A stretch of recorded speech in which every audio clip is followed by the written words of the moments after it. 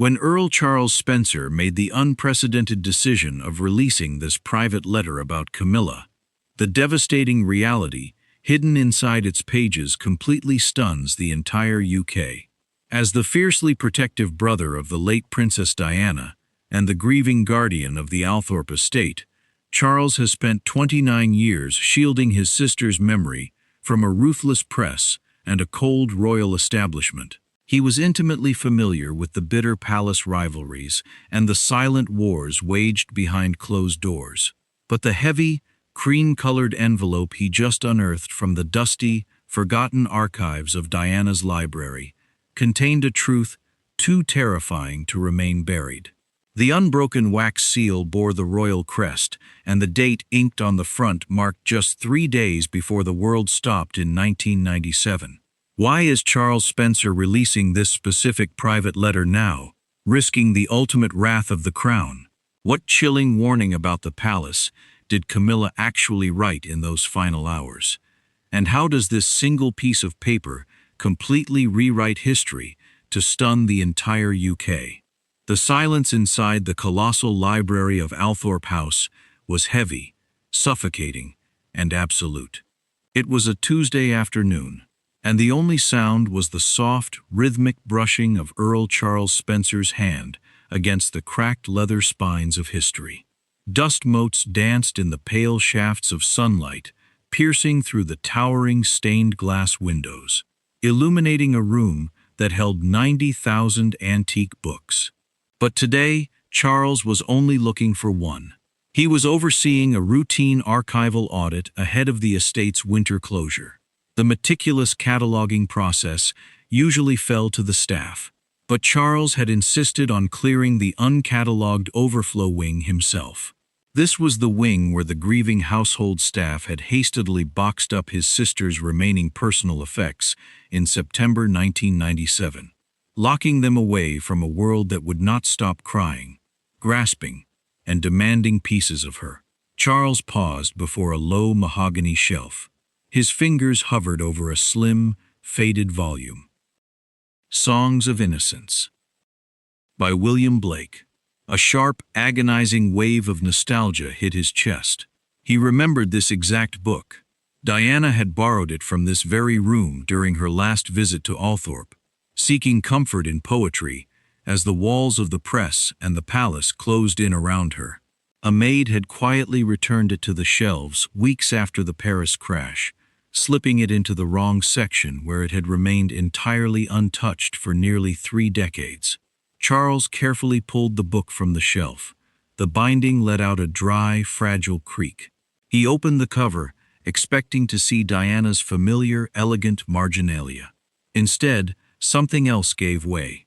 A heavy, cream-colored envelope, tucked deeply against the spine, dislodged and slipped from the pages. It fluttered through the quiet air and struck the polished mahogany floor with a sharp, definitive smack. Charles froze. The air in the room suddenly felt entirely too thin. He knelt slowly, his knees aching in the cold room, and reached for the envelope. The paper was remarkably pristine, shielded from oxygen and light for 29 years. It had not been opened. The seal was still perfectly intact. But as Charles flipped it over, his thumb brushed against a raised emblem, pressed into the thick cardstock. It was the unmistakable, embossed royal crest of the crown. His heart began to hammer against his ribs, a frantic, erratic rhythm that broke the utter stillness of the library. The handwriting on the front was not his sister's round, sweeping script. It was sharp, hurried, and jagged. In the top right corner, etched in dark blue fountain ink, was a date that made the blood drain from Charles's face. August 28, 1997. 3 days before the tunnel in Paris. 3 days before the world stopped. Charles's breathing turned shallow. He rotated the envelope to look at the back flap. There, scrawled hastily above the unbroken wax seal, was a single name. Camilla.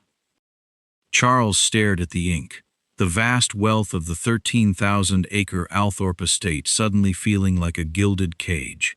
He was a man who commanded centuries of aristocratic power, surrounded by priceless oil paintings of his ancestors and millions of pounds in rare antiquities. Yet in this moment, he felt utterly powerless against the weight of a single piece of paper. His mind flashed back to the bitter, rain-soaked September of 1997. He remembered the deafening roar of the press helicopters hovering over the estate gates, the suffocating, sickly sweet scent of millions of rotting floral tributes, and the chilling, surgical efficiency with which the palace's senior aides had swept into Diana's Kensington apartments to meticulously erase any trace of her private correspondences. They had scoured everything, desperate to control the narrative, or so they thought. Charles remembered a fleeting, odd moment from that dark week. A royal protection officer named Edward, standing rigidly in the shadows of the Kensington doorway, his eyes darting nervously toward a stack of packed books, before he was abruptly relieved of duty and vanished from public life completely. Charles had thought nothing of the man's terrified glance then.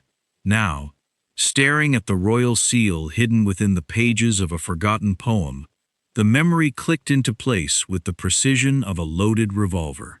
He reached into the breast pocket of his tailored tweed coat, pulling out his phone with trembling hands, and bypassed his usual security switchboard to dial his most ruthless and trusted estate solicitor. "Thomas.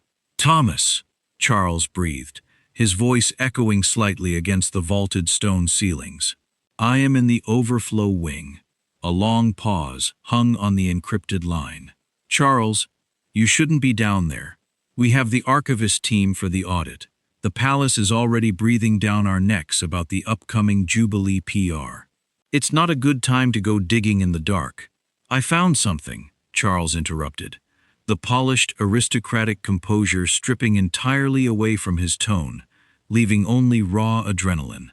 "A letter, slipped deep inside her copy of William Blake." "A letter from who?" Thomas asked, the sharp, impatient edge of a high-powered London lawyer momentarily seeping into his voice. "If it's from one of the journalists back then, we can handle." "From her," Charles said, his thumb grazing the raised wax seal. "From Camilla. Dated August 28, 1997.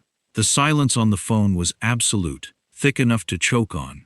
When Thomas finally spoke, his voice had dropped to a frantic, terrified whisper that made the hairs on Charles's arms stand up. "Charles, listen to me very carefully. Do not break that seal. If that envelope says what I think it says, the men currently sitting in Buckingham Palace will destroy you for releasing it. I am getting in the car now. Burn it." The phone line went dead, leaving Charles standing in the crushing silence of the library. "Burn it." The words echoed in his mind as he stared across the room toward the massive, cold marble fireplace. For a fleeting second, the agonizing weight of his family's grief made the idea tempting.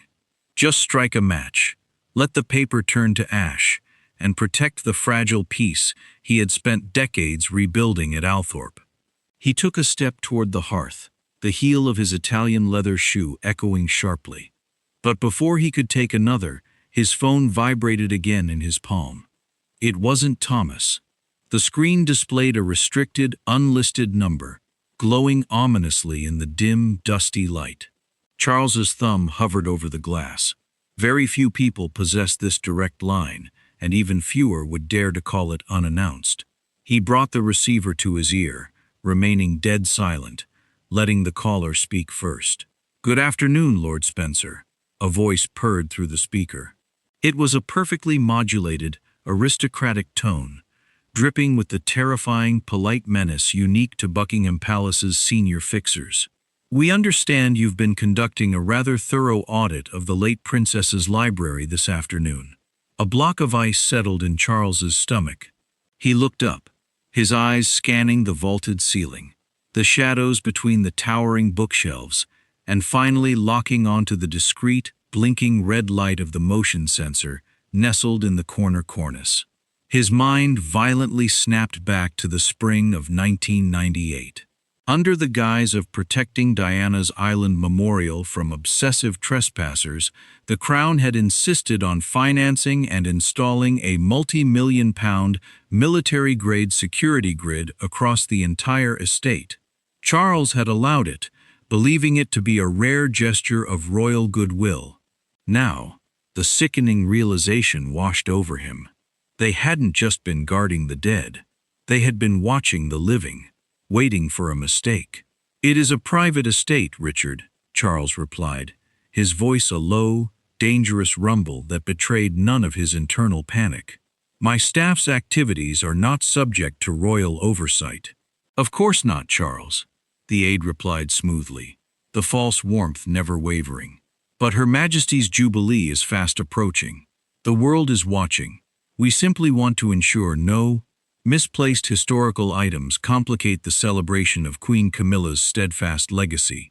If you find anything requiring proper disposal, the palace will send a courier immediately. Do not make a mistake you cannot afford." The line clicked off. They knew. Somehow, they already suspected the letter existed. The urge to burn the envelope vanished, replaced instantly by the fierce, protective rage that had defined his relationship with the firm since he walked behind his sister's coffin. Charles shoved the envelope deep into his coat pocket and strode out of the library. He moved swiftly through the grand corridors of his ancestral home, passing priceless Van Dyck portraits and gilded mirrors that reflected a man marching toward a war he thought had ended 29 years ago. Reaching his private, windowless inner study, the only room in Althorpe strictly swept for listening devices, Charles slammed the heavy oak door shut and threw the brass deadbolt. His hands shook violently as he grabbed a silver, crest-engraved letter opener from his vast mahogany desk.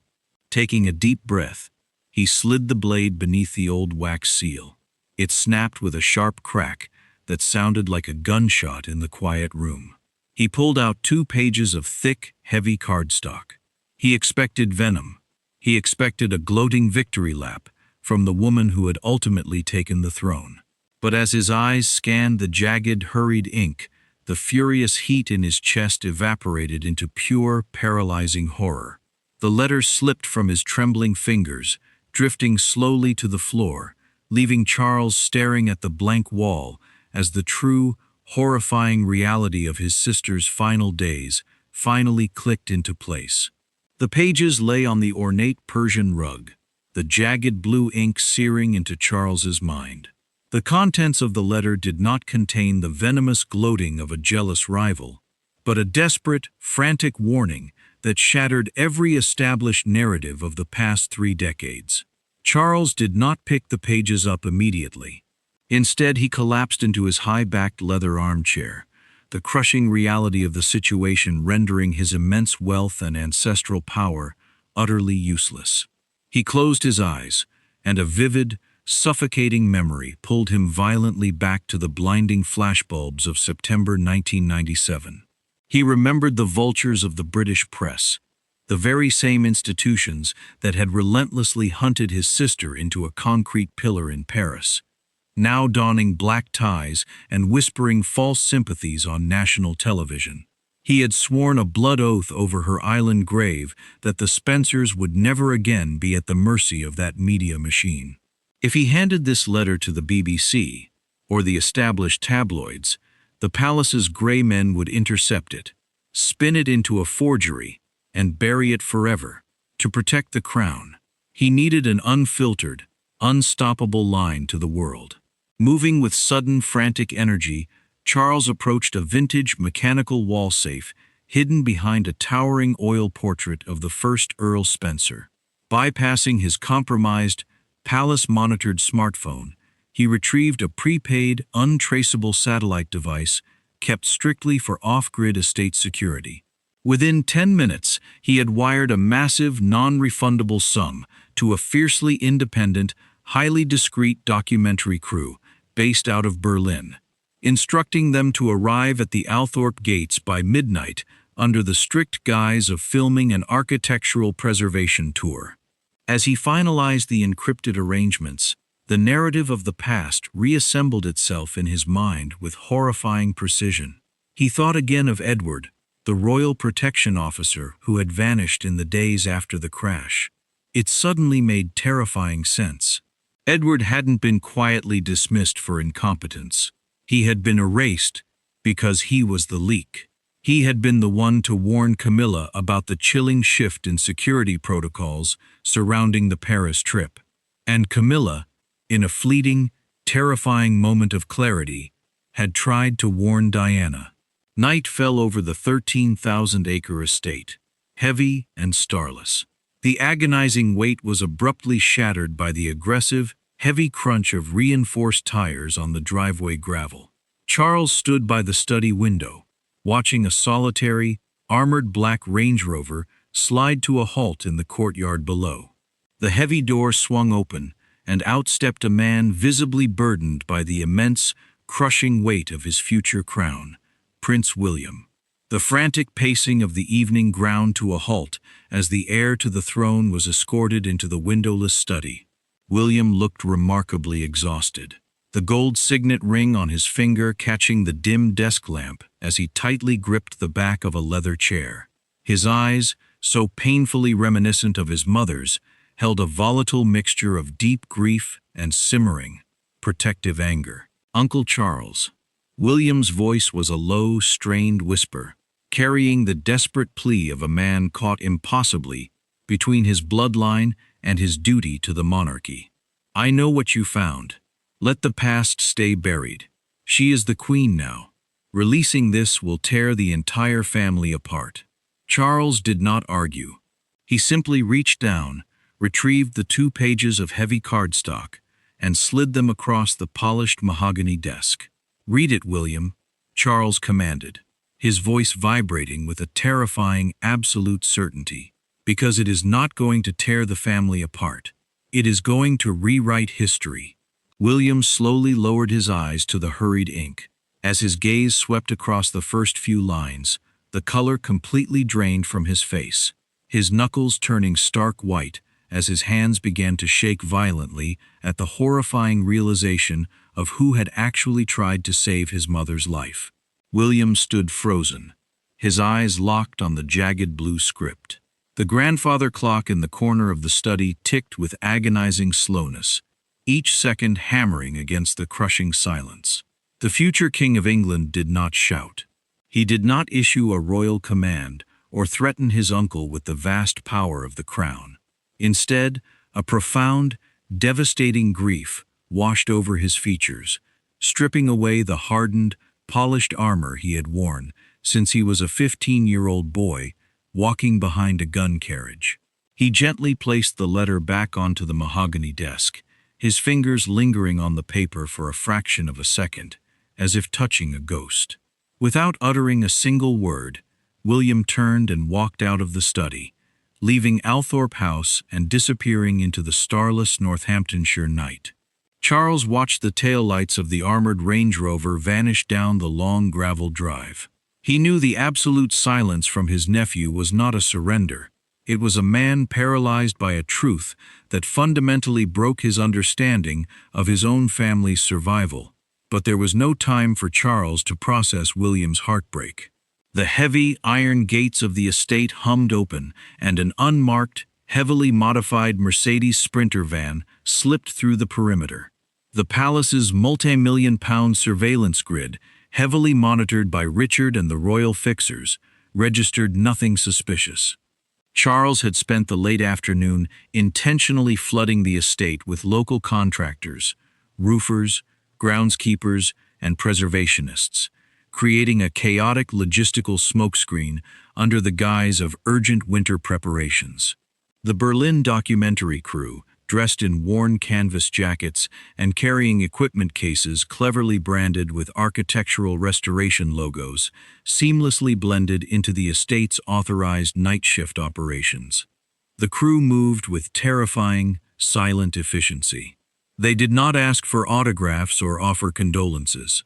Within an hour, they had transformed the historic picture gallery, a 70-foot-long room lined with centuries of imposing Spencer ancestors, into a high-tech, untraceable broadcasting hub.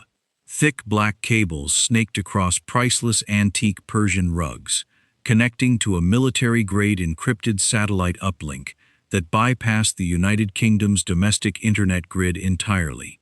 Charles sat perfectly still in a high-backed velvet chair at the center of the room, the heavy cream-colored envelope resting on the small table beside him. A young, scarred German director approached him, holding up a digital timer glowing with red digits.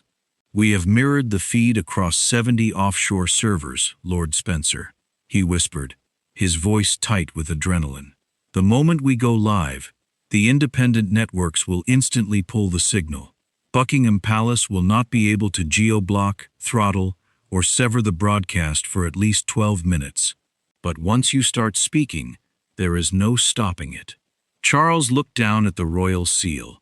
He felt the phantom presence of the grey men in London, men who had spent 3 decades meticulously curating a lie, blissfully unaware that their empire of control was about to violently burn to the ground. "Put me on," Charles commanded, his voice entirely devoid of fear. The director stepped back into the shadows. "Live in 3, 2. A single glaring red light blinked on the red. The glaring red light pierced the dim grandeur of the picture gallery, and instantly, Earl Charles Spencer's face appeared on screens across the globe. At that precise moment, Buckingham Palace was simultaneously streaming a highly publicized, multi-million-pound PR countdown for the Queen's Jubilee. With surgical digital precision, the Berlin crew hijacked the royal hashtags, routing tens of millions of expectant royal watchers directly into the unlisted, encrypted Althorp feed. The sudden, jarring shift from polished royal fanfare to a solitary, grieving brother sitting in shadows sent a massive, immediate shockwave through the internet. In London, panicked switchboards lit up like a wildfire. Aides screamed across the mahogany corridors of power, frantically demanding the domestic cyber command sever the feed, but the offshore servers held firm like an impenetrable fortress. Charles stared directly into the lens, his expression completely devoid of the rehearsed aristocratic polish the public was accustomed to. He looked like a man who had survived a 30-year war, finally holding the weapon that had caused it. For 29 years, the world has been told a meticulously crafted lie. Charles began, his voice a low, commanding tremor that instantly silenced newsrooms from London to Tokyo. "We were taught to hate a specific woman. We were fed a narrative of bitter jealousy and ruthless ambition to distract us from the men who actually pull the strings." He raised the cream-colored cardstock. The camera zoomed in, capturing the undeniable embossed royal crest and the jagged handwriting in startling high definition. To understand why this physical letter existed, one had to remember the suffocating paranoia of August 1997. Every palace phone line was tapped, every whispered conversation meticulously logged by the grey men in the shadows. A physical letter, carried by a deeply compromised but momentarily remorseful protection officer named Edward, was the only desperate method of communication that could not be instantly intercepted, recorded, and destroyed. "This was written 3 days before my sister died," Charles stated, the heavy, agonizing weight of his grief anchoring every word. "It is from Camilla." The collective breath of the United Kingdom hitched. Global timelines froze. Crowded pubs in London went dead silent, pints halting halfway to patrons' mouths. Charles lowered his eyes to the page and read the frantic blue ink aloud. "Diana, they are changing the guard. The men watching you in Paris are not the men who protected you in London. I overheard Richard in the drawing room last night. They are stripping your security layers. You are becoming a liability to the Crown's global image, and they want you terrified so you will come back and submit."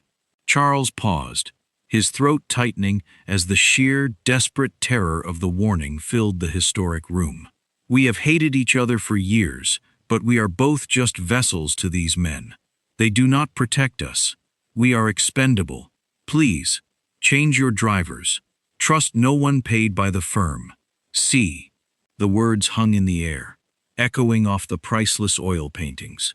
The devastating truth hit the world like a physical blow. Camilla had not been plotting Diana's demise.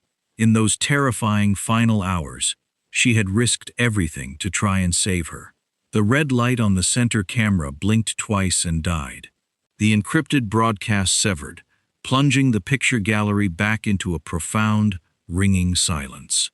The young German director let out a long, ragged exhale, slumping back into his folding chair, while Charles remained perfectly still, the ancient pages resting lightly on his lap. He had just dropped a devastating weapon on the most powerful institution in Britain, and now he had to sit in the quiet fallout. His untraceable satellite phone buzzed violently against the mahogany table. It was Thomas. Charles picked it up, expecting to hear his solicitor in a state of absolute terrified panic. Instead, the high-powered lawyer's voice was a tight, choked whisper, stripped of all its usual corporate bravado. "They aren't fighting it, Charles," Thomas breathed, the background of his central London office eerily quiet. "The Palace press office has gone entirely dark. No denial, no cries of forgery.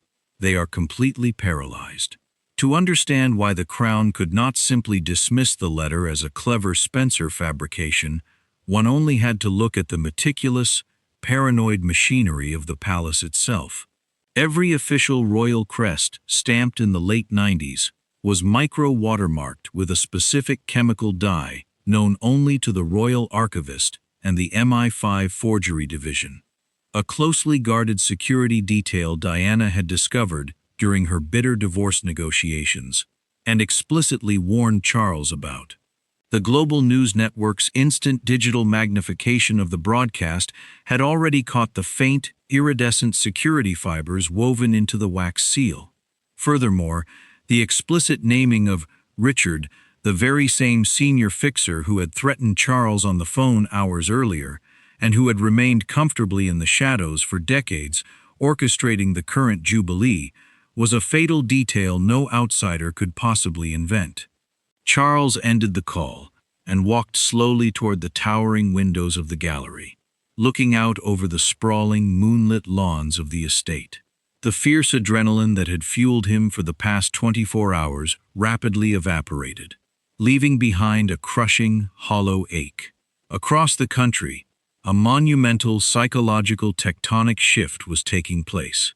The public fury, stoked and manipulated for decades by the tabloid press, instantly redirected itself. The convenient narrative of the wicked royal mistress dissolved, replaced by the chilling realization that Camilla had been trapped in the exact same gilded, suffocating cage as the people's princess. Both women, pitted against each other in a grotesque public spectacle, were ultimately viewed as disposable commodities by the gray men who operated the monarchy. Downstairs, the heavy oak doors of Althorpe's main entrance groaned open. Slow, deliberate footsteps echoed up the grand staircase.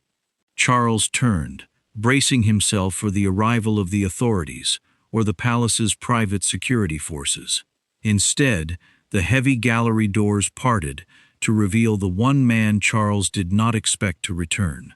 Prince William stood in the doorway, his eyes bloodshot, his royal protection detail nowhere to be seen. He had driven aimlessly through the Northamptonshire countryside, wrestling with the ghost of a mother he thought he understood, and the stepmother he had spent a lifetime quietly resenting. "She tried to save her," William whispered, the words breaking in his throat as he stepped fully into the dimly lit room. All these years, Camilla knew. The heavy oak doors of the gallery closed with a soft, definitive thud, sealing the two men in the quiet aftermath of the storm. William collapsed into a velvet chair, the sharp lines of his face softening into the raw, unguarded grief of the boy who had lost his mother. His mind violently snapped back to September 1997, to the agonizing march behind the gun carriage. He remembered feeling the suffocating, cold presence of the palace aides dictating their every step, while Camilla was forced to hide in the shadows, universally despised and silently bearing the weight of a nation's hatred. For 29 years, William had viewed her as the architect of his mother's misery. The devastating logic of her silence only now clicked into agonizing focus. Without this physical letter as undeniable proof, any attempt by Camilla to expose the gray men would have been instantly crushed by the firm, dismissed as hysteria, and resulted in her own complete erasure from the royal circle. She had been a hostage hiding in plain sight, enduring decades of public vilification just to survive within the walls that had killed her rival. "Why didn't she tell me?" William whispered, his voice cracking under the immense weight of the betrayal he felt, not from his stepmother, but from the institution he was born to lead. All these years, she sat across from me at every dinner, every Christmas, knowing what they did. Charles Spencer stepped away from the window, his eyes filled with a fierce, solemn empathy. "Because, William, survival inside that palace requires total silence. Richard and the fixers controlled the security, the press, and the narrative. If Camilla had spoken a word of this without the letter to prove it, they would have destroyed her exactly as they destroyed Diana. She couldn't save your mother, so she did the only thing she could. She survived to ensure the men in the shadows couldn't completely consume you." The future King of England looked down at his hands, the gold signet ring gleaming in the dim light. The anger that had simmered in his chest for 3 decades did not dissipate. Instead, it rapidly cooled into a sharp, terrifyingly focused weapon. The Grey Men had built their empire on the fabricated war between 2 women. Now, the heir to the throne knew exactly who the real enemy was. William stood up, his posture suddenly radiating the undeniable, hardened authority of a sovereign preparing for war. He did not say goodbye. He simply gave his uncle a slow, deeply respectful nod, turned on his heel, and walked out to begin the ruthless dismantling of the palace's shadow government. Dawn broke slowly over the sprawling 13,000-acre Althorpe estate, casting long, pale shadows across the manicured lawns. The world outside the iron gates was entirely consumed by the fallout, but within the grounds, a profound, historic peace had finally settled. Charles Spencer walked alone through the crisp morning air, his heavy tweed coat pulled tight against the chill. The cinematic mist rolled lazily off the surface of the round oval lake, shrouding the small, tree-lined island in the center where Diana rested. The crushing, suffocating weight he had carried for 29 years was finally gone. He stepped onto the edge of the water, the gravel crunching softly beneath his boots. The physical letter was safely locked away, but its truth had already set them all free. The public narrative had irreversibly flipped, transforming Camilla from a wicked usurper into a tragic survivor, and exposing the true, chilling machinery of the crown to the blinding light of day. Charles looked out across the dark water toward the stone memorial, the first rays of sunlight piercing through the ancient oak trees to illuminate the white marble. He took a deep, trembling breath, the icy morning air filling his lungs, and spoke his final, haunting words to the quiet wind, answering the very question that had tormented him since the day he found the hidden envelope. "You told me she took everything from you," Charles whispered, a bittersweet tear finally slipping down his weathered cheek. "But in the end, she was the only one who tried to give you your life back. If you found yourself in Prince William's shoes, would you completely forgive Camilla for staying silent to survive, or would the decades of lies be too much for you to ever trust her again? Let me know your choice in the comments below.